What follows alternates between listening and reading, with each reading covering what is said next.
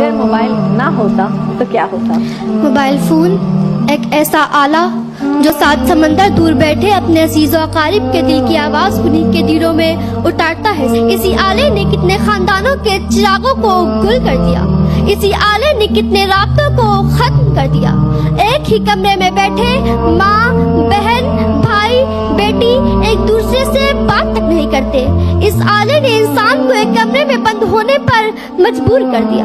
اگر موبائل نہ ہوتا تو یہ تمام رشتے ایک ساتھ بیٹھ کر خوشگپیوں میں مصروف ہوتے، مگر موبائل فون نے شرافت اور تمیز کو پسے پشت ڈال دیا، یہاں تک کہ اس کی گھنٹیاں خانہ کعبہ اور مسجد نبوی میں بھی سنائی دیتی ہیں۔ اگر موبائل فون نہ ہوتا تو آج ہماری نوجوان نسل تیزی سے اس جانب نہ دوڑ رہی ہوتی جہاں مغربی ذرائع پہنچ چکے ہیں۔ انہی میں سے کسی نے محمد بن قاسم جیسا کردار بننا تھا، کسی نے عمر فاروق جیسا منصف بننا تھا، کسی نے عثمان غنی جیسا شرم و حیا کا پیکر بننا تھا، مگر آج وہ موبائل میں کچا بادام جیسا گانا سنتے ہوئے نظر آتے ہیں۔